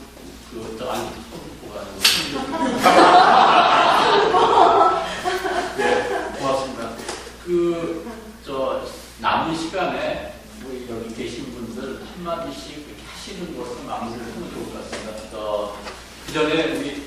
아침부터 오셔갖고 우리 저희 유익은 선생님 먼저 유익은 선생님부터 한 말씀 이렇게 이만큼 오셔갖고 앞으로 나오셔도 좋을 것 같고. 아닙니다. 네. 해야 되니까 여기 나오시는 나오셔서 한 말씀 하시고 그리고 토론전을 돌아가면서 마무리하는 좋을 것 같습니다. 분위기 발을 예. 발을 걸주시니 감사하고요. 딱히 뭐 드릴 말씀은 없습니다. 민규 배우생활 근 20년 하고 유초아 선생님 너무 얼마나 있는 것 같고요. 그런데 이제 어디에든지 좀 소수의 그룹의 모임이라는 게 이러는 것 같다 그런 생각을 참 많이 들어요. 부산에서도 사실은 제가 기독교 NGO 쪽에 좀 활동을 하는데 분위기가 이렇게 비슷합니다. 그래서 여기서 이제 또 다르지는 않구나 그렇게 생각하면서 오늘 오게 된 거는 여기 이제 정책 비교 토론회를 한 데서 부산 지역에도 그런 류의 그 몇 가지들이 지금 포집되고 있어요. 그래서 좀 참고를 할까 싶어서 이제 왔고, 이거는 방향성도 좀 한번 듣고 싶어서 이제 왔어요. 왔는데 오늘 좋은 말씀 전반적으로 잘 들었다고 생각하고, 악기 뭐 반론이나 이견이나 뭐 이런 건 없는데 손호철 선생님이 좀 안 계시는데 안철수 후보에 대한 그 정치개혁이 계약이라는 그 부분에 대해서 또 히틀러 정도까지 간다는 그 부분에 대해서는 저는 좀 지나치다 생각이 들었어요. 오히려 좀 자비로운 해석의 원리를 적용하면 안철수가 이제 그렇게 답변했다 하더라도 근 1년 가까이 신비주의나 이런 차원을 떠나서 30% 가까이 젊은 세대들이 이런 분을 지원한다는 것 자체가 가지고 있는 어떤 정치적 함의를 좀 생각하면 고착된 어떤 진보적 사고의 틀 또는 정치학자의 오래된 어떤 정치학적인 연구 패러다임 이런 거를 좀 벗어나서 오히려 그쪽 편에서 국민의 희망들이 어떻게 담겨져서 다시 사회로 반영되고 있는가 하는 것을 우리가 수용을 해서 좀 더 건설적이고 생산적인 방향으로 갔어야 하지. 오히려 송 교수님이 그렇게 리뷰하고 크리티션 하는 것은 제가 볼 때는 상대방의 입장보다는 이제 본인의 어떤 정치적인 패러다임적인 사고 패턴이 좀 더 크게 작용을 한 부분들이 있다고 저는 그렇게 봅니다. 물론 이제 송 교수님이 말씀하신 그런 부분들이 가지고 있는 측면은 충분히 해석해서 도출될 수는 있죠. 예, 송 교수님에게 도출될 수는 있는데 저도 진보 진영의 논리를 모르는 건 아니지만은 제가 볼 때는 좀 과도한 것이 있다는 그런 생각이 들어요. 오히려 이제 안철수 후보 측에서의 그 정책을 담당한 전문가들 또 그분의 책임이 있는 어떤 캠프의 관계자들 이런 분하고 차라리 논쟁을 하면은 오히려 훨씬 더 생산적으로 우리 생각이 레벨업 될 수 있는 그런 하나의 정치적 쟁점이랄까 하두라고 그렇게 간주될 수 있는데 송 교수님이 그렇게 평가하는 것은 이해를 하지만은 동의하기 힘든 부분이 없지 않아 있었던 걸로 그렇게 보입니다. 그 정도만 이해를 했습니다. 예, 고맙습니다. 지금 남은 시간이 15분인데 5분 계시기 때문에 15 남기 5면 어떻게 돼요? 저 3분이네. 네. 어쨌든 먼저 3분 이상 쓰게 되면 다른 사람 시간을 뺏는 그런 일종의 강도적 행위가 되기 때문에 3분 내에서 말씀하실 때 누구부터 얘기하실까? 예. 마이크를 버렸습니다. 다른 특별한 이야기는 없고요.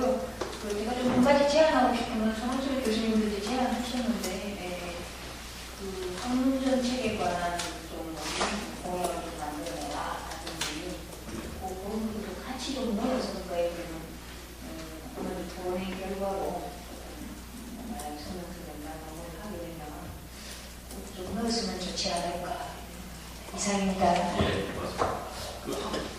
시간을 1분 남기셨기 때문에 제가 쓰면 한문 정책에 대해서 우리 윤초아 선생, 최갑 선생, 나 이렇게 해서 여러 사람이 몇 년 동안 작업을 해서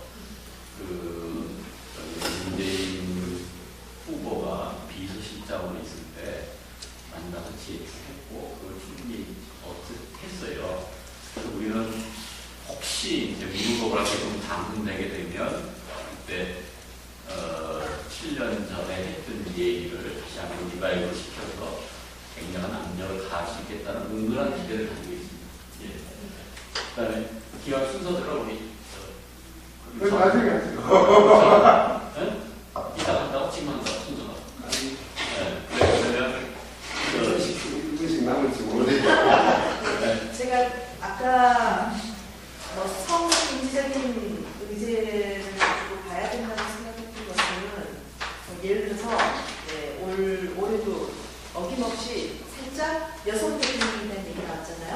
근데 그것 때문에 하려고 했던 건 아닙니다. 근데 아시다시피 여성 대통령이라는 얘기를 박근혜 측이 하는 동안 대부분의 여성 단체들 콧방이 폈습니다. 말도 안 되는 네가 언제 여성 대통령이 살았으면 또 예를 들어서 2008년도인가요? 이제 미국에서 민주당 내 경선이 붙었을 당시에 힐러리 클린턴이 얘기했습니다. 힐러리 클린턴은 오랫동안 변호사로서만이 아니라 사실 이제 남편 클린턴한테 95년에 베이징에 가서 세계 여성대회에서 발언을 할 만큼 여성 의제를 중요한 의제 아젠다로서 이제 가면서 유엔에서도 그 여성 의제를 아젠다 시키는데 아주 혁혁한 이제 1등 공신이었고 미국에서의 여성 운동회에서도 중요한 역할을 했던 사람이었지만 그 사람은 뭐라고 얘기했냐면 남자 대통령이 됐다고 해서 여자 의제를 배우지 않는 것이 아니다. 그렇다면 여자가 대통령이 된다고 하면 여자만을 위한 의제를 다니는 거 아니라는 거죠. 여성을 포함한 모든 국민이라고 얘기합니다. 다시 말해 거꾸로 그동안 우리 한국의 그동안의 남자 대통령들밖에 없었지만 남자 대통령들은 대부분 다 남자 중심으로만 봤습니다. 그러니까 반쪽발이 어떤 무슨 대통령이었죠. 그건 어떤 의미냐면 지금 현재 저는 과거에 어떤 여성들 뛰어난 여성들을 얘기하고자 하는 게 아니라 당장 젊은 청년들의 지금 대학생으로서 다니는 사람인데 이제는 거의 절반이 여자 대학생입니다. 이 여학생들 지금 이제 졸업하면 내년 2월 졸업하면요 여성 대학생들의 한 8, 90%가 당장 비정규직으로 변동거든요. 과연 그들에게 어떤 미래를 우리가 얘기할 수 있을까? 라고 생각한다면 성인지적인 어떤 관점으로 이 사람들의 공약을 봐야 되는 것은 그저 현재의 문제를 푸는 문제가 아니라 한국 사회 미래의 인재에 대한 얘기, 미래의 자원에 대한 얘기, 미래의 심지어는 저출산에 대한 얘기를 하는 데 있어서 그냥 교육정책이 안 됐기 때문에 저출산 문제가 나오는 게 아니에요. 일자리가 없는 상황에서 자신의 어떤 불안감들이 자신의 어떤 결혼이나 다른 것들을 그냥 할 수 없게 만듭니다. 근데 안기협회에서 나온 공약을 가지고 기가 막혔어요. 결혼을 잘하는 결혼자가 됩니다. 결혼하기 싫어가지고 하는 주택 때문에 물론 결혼 안 하는 사람들이 늘어나는 추세는 있지만 그것 때문만이 아니라는 거죠. 결혼 잘하는 정책을 만든다면 그 공약을 보면서 그 사람은 정말 본질을 모르는구나. 문제의 본질을 절망감이었습니다. 그러니까 그 얘기는 뭐냐면 아까 이제 손희철 선생님이 말씀하신 거에 대해서는 이런 생각을 했습니다. 전체적인 어떤 나름대로 어떤 철학이 어떻게 정책으로 가느냐 이것들이 어떤 이제 그룹마다의 어떤 이제 아젠다를 설정하는 과정에서도 어떤 문제식으로 수용되느냐라는 것이라고 생각하거든요. 그러니까 총론적인 게 그냥 총론을 위해서가 아니라 전체의 상을 보는 겁니다. 근데 제가 그 캠프를 들어도 전체 상이 없습니다. 그래서 그 부분에서 그 잘 모여지는 캠프들, 구체적인 어떤 공약 힘들을 놓고 진심 캠프라는 것들이 작동하고 있다는 것은 그런 인지적인 변화가 있을 수가 없는 거. 저는 그래서 그런 부분에서 정말 우려가 많고요. 왜냐하면 그 우려감들은 이게 암캠프를 지지하는 상당수들이 청년들입니다. 청년들이 이번에 안철수를 보면서 용기를 내서 지금 선거를 하겠다는 의지를 상당히 높이고 있는 것이 여러 해보다 상당히 중요한 어떤 차이를 가지고 있는 거거든요.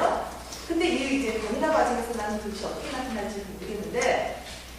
전반적으로 보면 문캠프는 적어도 뭐 이런 의제로 놓고 보면 그동안 이제 여러 풀들, 인적 풀들을 잘 가지고 있기 때문에 뭐 저도 이 부분에서도 보면 손은철 선생님 평가처럼 대체로 한 B 정도는 받는다. 전반적으로 골고루 여성 의제들을 담고 있으나 하여튼 아직도 보면 성인지적인 국가를 운영하는 방식, 사회를 보는 방식, 경제적인 어떤 고용이라는 문제를 가장 중심으로 지금 놓고 있는데도 불구하고 아직도 그 문제를 풀어나가는 부분에서 아직도 정책적으로 그 고민이나 어떤 관심들이 부족한 내용들을 볼 수 있다고 생각하고요. 그 점에서는 뭐 제가 박근혜 캠프에 대해서 보실 말이 없습니다. 예. 이걸 네. 좀 간단히 두 가지만 말씀드리고 싶은데요. 하나는 뭐 안철수 캠프 여러 가지 말씀하셨는데 조금은 그런 중요한 곳에 애매한 점이 있고 또 어떤 부분에서 보면 그 전문가들 보기에 유리한 점도 있는 것 같은데요. 그래서 다른 저희 변호사님들이 이 부분을 봤는데 프랑스 미테랑 대통령 시절에 국민의 다수가 사용주의 위주로 원하는 데 불구하고 그 프랑스 미테랑도 과감하게 사용주의 폐지해서 진행해 주는데 어떤 것이 이제 올바르냐 하는 것이 꼭 국민 여론하고 일치하지 않는 그런 점이 있죠. 그리고 그래서 그건 결국 그 자기가 그 어떤 분야에 오랫동안 경험을 가지고 공부를 한 이야기인 것 같은데 안철수 후보가 아무리 뛰어난 분이라 하더라도 모든 지금 한국의 사회적 이슈에 대해서 전문가가 되기는 어려울 것 같고요. 그러다 보면 오히려 어떤 부분에 대해서 아쉬운 점이 있긴 하지만 애매한 부분을 그렇게 남겨두는 건 자기에게 뭐 조직할 수 있겠는데 문제는 괜히 개인적인 문제가 아니라 국민 전체가 미치기 때문에 부득이하게 여러 전문가들의 도움을 받아야 됩니다. 어떤 간에 이제 그런 이제 성격이 있기 때문에 제가 보기엔 그런 이제 미흡한 점이 있는데 지금 당면한 문제에서 중요한 게 뭔가 생각해보면 야권에서는 이미 단일화 시기의 그 프로세스는 확정이 되기 때문에 그런 어떤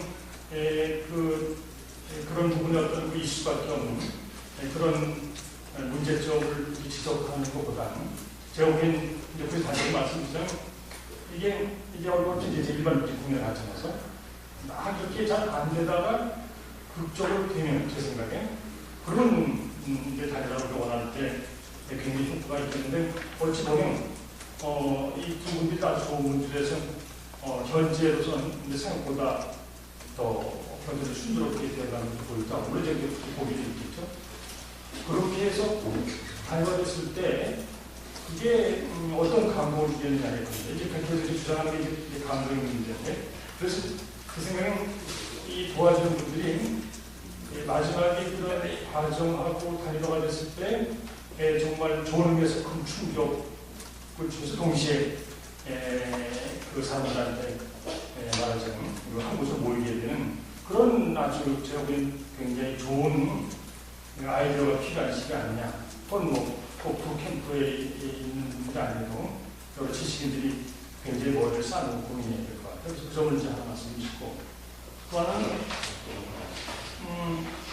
이제 일자리 말씀을 저도 최근에 어떤 그 토론회 가보니까 그게 이제 사회통합 토론인데 우리 사회에서 가장 갈등이 많은 요소가 뭐냐에서 여러 가지가 나오는데 그 갈등 요소가 그 당시에 그 데이터 발표하신 분이 2007년하고 2010년 비교했는데 그 몇 가지가 이제 2007년 비교해서 2010년에 현재 가장 갈등 많은 게 그 양극화 문제하고 일자리 그 다음에 진보 보수의 그런 일자리하고 그리고 국회에서의 그런 싸움 이렇게 얘기해요. 그렇게 보면 지금 일자리 문제가 지금 심각한 문제가 되는 것을 보이는데 그래서 제가 교육정책 말씀하실 때 제가 이제 거기 덮지 못했는데 여기 이제 박근혜 후보를 보면 무슨 뭐 산업개발이라든가 이런 문제에서 정책을 제시하고 또 안국캠프나 본점에 대해서 계속 일자리를 하는데 저는 어쩐지 그건 더 피상적인 것 같고요. 보다 근원적인 게 아니라 그래서 뭔가 이제 이 김 교수님 말씀하신 그런 대학을 들어보면 그게 이상 그 전공하고 같이 하려면 거의 이뤄져 불가능한 거죠. 그러나 대체로 상병제 전문들이 뭔가 대학을 갖고 나면 그게 자기의 전공과 유사하게 밑에 찾아갈 수 있도록 하는 그런 저는 일절에 연관된 교육 정책이 굉장히 근원적으로 필요하지 않느냐. 그리고 그건 뭐 하루아침에 절대로 되지 않고 그런 건 굉장히 중장기적인 계획이 있던 것 같은데 지금 이 문제가 문 안평에서 진지를 보게 되는지 그게 좀 문제인 거지. 네, 고맙습니다. 네, 최 선생님. 야, 그죠? 제가 안철수 현상을 어떻게 볼 것인가 하는 거에 참 해보겠습니다. 이제 아까 우리 이제 성 선생님하고 우리 이로 선생님도 조금 이제 뭐 크게 엇갈린 거에 차이가 있는 건 이제 그런 부분이라고 보는데요.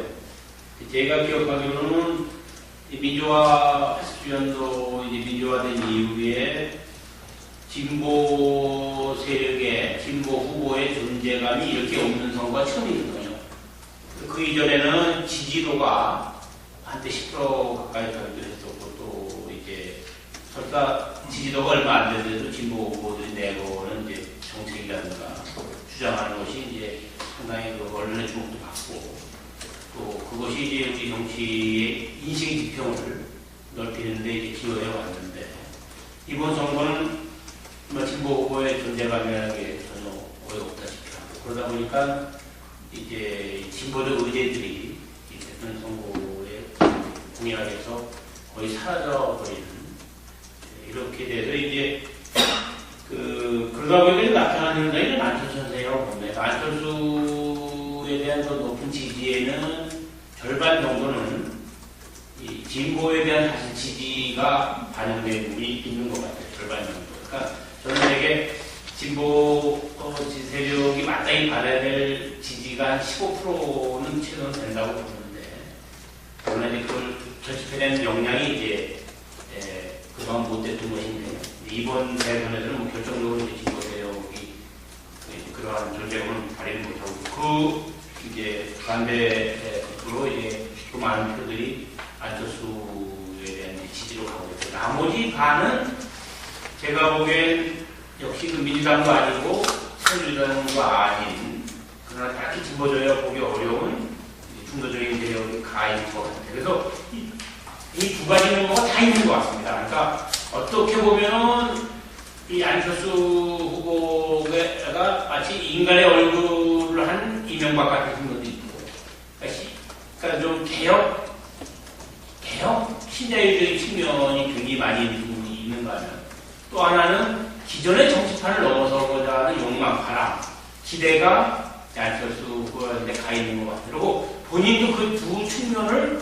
이렇게 제가 보기엔 다 보여주고 있는 것 같아요. 어떤 측면은 문재인 후보보다 더 진보적이고, 어떤 거는 그보다 못하는 것이 많고, 이제 이런 양면을 가지고 있는 것 같아요. 그래서 결국은 저는 이제 이 안철수 현상이 갖는 그거를 우리가 우리 정치 발전에 기여하는 쪽으로 끌고 가는 것이 후보 단일화에서 중요한 것 같다는 것이고, 이제 그런 점에서 볼 때 역시 기대할 수 있다면 저는 이제 민주당보다는 조금 더 개혁적인 어떤 새로운 신당으로 뭐 끌어낸다든가 이런 바람을 잘 갖고 있습니다. 뭐 안철수 후보가 이제 뭐 진보 정당으로 갈 것 같지는 않지만 그 진보에 대한 요구 이런 것들을 어떤 민주당이 받아서 민주당이 훨씬 더 혁신적으로 할 수 있는 이것이 된다면 저는 분명히 우리 정치에 기여하지 않나 하는 생각을 합니다. 시간도 또 남은 거고. 그래서 일부만 3분 하기 위해서 기다려요. 그러니까 일단 한 문제만 할게요. 두 문제를 돌파하기 위해서 각국에서 하나도 안 나온 거예요. 역시 천안한 문제가 있는 거예요. 그걸 선거 과정에서 분명히 도출시키면 어디서 이명박 쪽을 아주 곤란하게 만드는 효과를 낼 수 있으리라고 생각합니다. 교육 문제는 그 교육부를, 그러니까 정부 기부 내지 편제를 바꾸는 쪽에 대한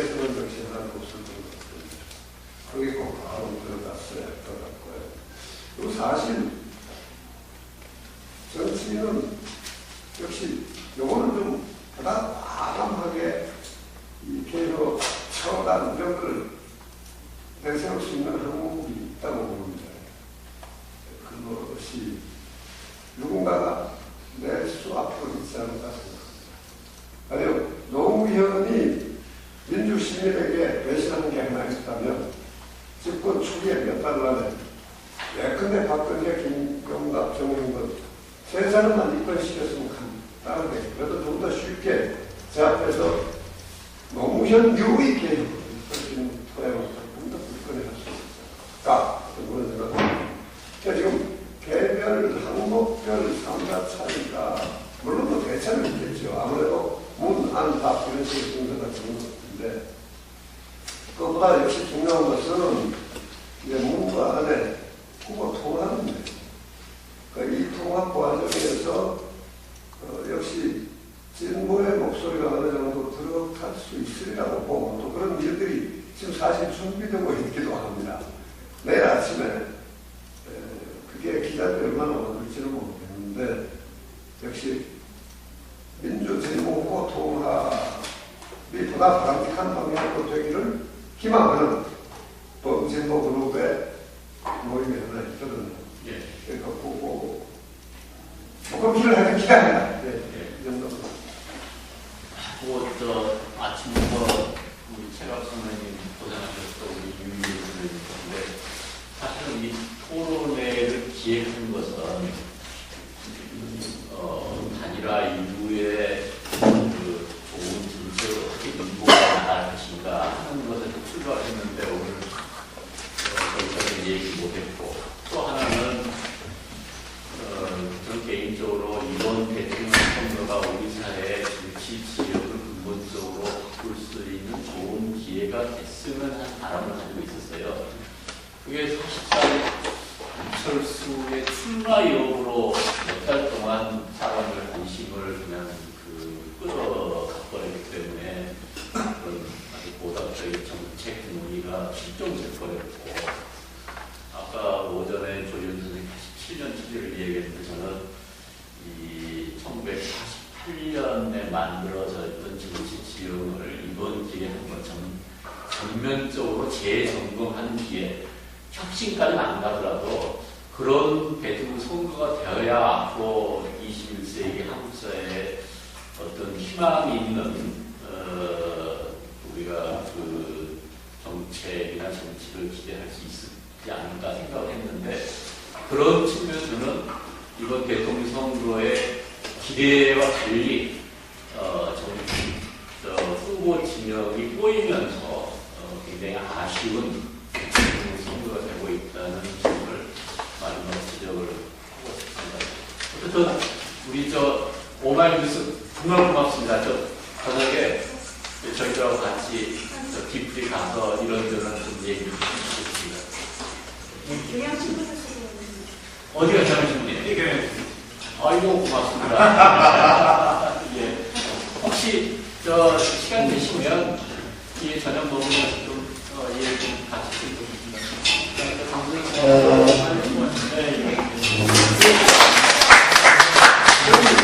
기자 카메라 들어오는데 꼭 끊어볼 사람이다. 내일 10시에 30초 입성해서 토론 통합 관련